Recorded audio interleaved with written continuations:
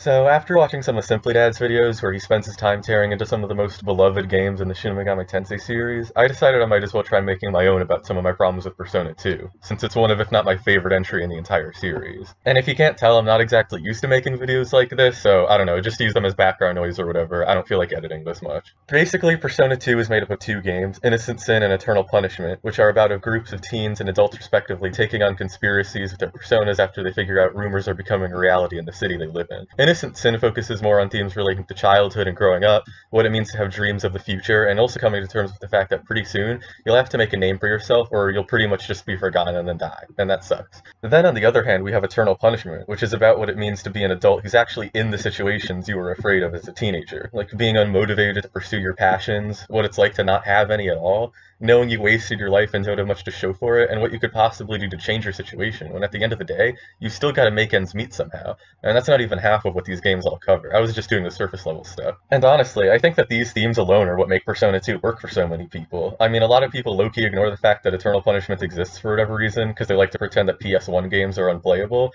but altogether, both games really have so much to say for anyone, no matter where they are in life. It's not like the modern Persona games that tend to focus on teenagers and maybe super young adults like myself, and you can tell a lot of heart and soul went into pretty much every aspect of these games, not just their stories. So they can appeal to pretty much everyone, and a lot of these aspects do a really good job at staying enjoyable and relevant even today. Unfortunately, the same can't exactly be said about the gameplay. All you really gotta know about the combat if you haven't played it before is that each of your usually 5 party members can have a single persona equipped at a time, and this determines their resistances and what skills they can use. Each character's stats are the average of their own and their persona's stats, and when the character levels up, they gain an additional stat point according to the persona's abilities. This is actually really cool since it adds an additional layer of strategy on top of the battles themselves. Like, do I want to give a magic persona to a magic character and have them wipe the field every other battle, or should I give it to someone else so they can improve in that area later in the game? And that's not even mentioning the fusion spell system, where you can have characters execute team attacks whose availability is determined by the overall combination of skills available to your party.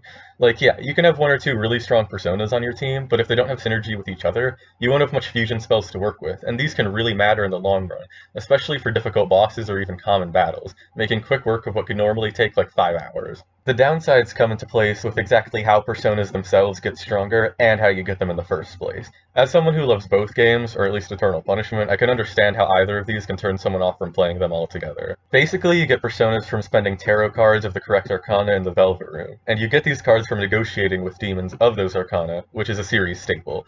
The thing is, the contact system kinda sucks, especially in Innocent Sin. This is because, unlike in Eternal Punishment, where every character only has one action on their own, in Innocent Sin, every character has 4 different actions they can take when negotiating, and characters can pair up in groups of 2 or 3, which leads to tons of potential combinations for contacts.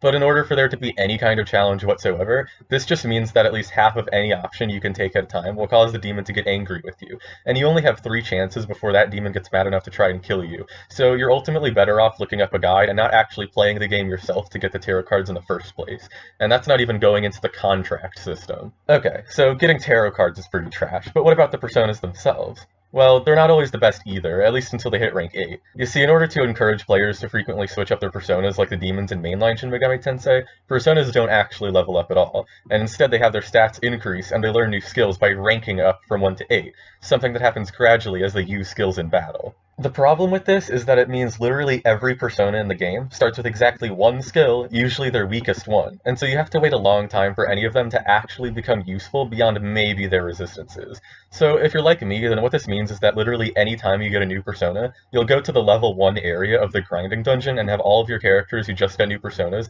spam their weakest skills for like an hour until they hit rank 8, so I can go back to actually playing the game. What's just as abysmal, and something I've never seen anyone else mention, is that pretty much every single persona has at least 1 or 2 ailment-inducing or healing skills, a lot of which can easily be replaced by items, especially in the PSP remasters, and since every persona only learns like 5 to 7 overall skills, it ends up greatly limiting each persona's effectiveness even further.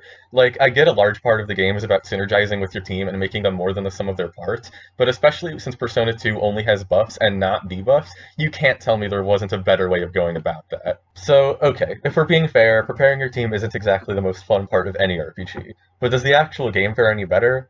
Well, yeah, but that doesn't mean I don't still have any problems with it. If we're just focusing on the battle still, there are hardly any bosses who use any buffs at all, and as I mentioned before, since there aren't any debuffs in the entire game, this ends up making each boss honestly not that much different from even common battles, at least in terms of their overall strategies. And that's not even mentioning the weird difficulty curve. I mean, before you even know what you're doing, it's clear that Innocent Sin is the easiest Persona game of all time, with only Shadow Maya and the final bosses posing any kind of challenge at all.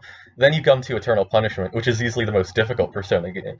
And while it's always fair, and obviously I like the challenge, it's a really fun game, it kind of just seems like it comes out of nowhere and can easily blindside new players. I mean, you literally go from the easiest game to the hardest one, and considering how little each of the personas that exist in both versions changed between each game, it doesn't really seem like this is intentional or like it was supposed to say anything about the nature of childhood and adulthood.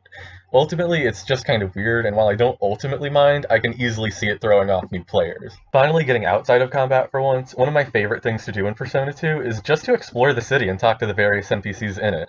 Both games do a really great job at making you feel like you're really in a city whose people are at the whim of whatever organization you're up against. And all of the rumors being spread by them and your party throughout the story have very clear effects on them, as shown by the unimaginable amount of dialogue crammed into this one aspect of the game alone.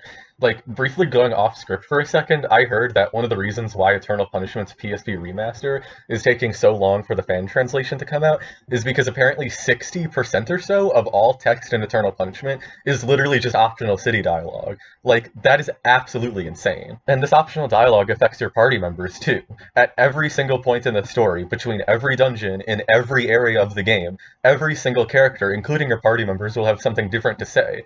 If you have a dungeon coming up, you can go to the mall, in every shop, in every ward, and in every single room, every party member will have a different thing to say. A different conversation will be going on. It's insane, and it's just absolutely beautiful. Especially as someone whose favorite part of any work is just experiencing the characters, I cannot stress enough how worth it makes, like, every negative aspect of the game, just in this one optional part of the story alone. And yeah, that's really all I got. There are some other thoughts that I had that didn't quite make it into the video that I'll put in the video description. Other than that, there's only like one paragraph left of the script, so feel free to stick around if you want, but I'm done talking about the games themselves. I don't mean to steal Simply Dad's lines or simp for him or anything, especially since I only agree with him like half the time, but I totally do agree with him that like ignoring the faults of stuff you otherwise like or at least want to really doesn't do anything for you in the long run. I mean, from the beginning of the Persona series, it's been about accepting the more negative parts of yourself, resolving to change them so you become a better person. Eternal Punishment is literally my favorite game of all time, in spite of everything I've said in this video, and so I hope that at least one person watching this, out of like the 10 people who will, let's be real, will at least be kind of interested in Persona 2 and decide to experience it for themselves, even if it's just in a Let's Play or something. I mean, I bullied one of my best friends to do that, so hopefully I can do that for a stranger too. You never know.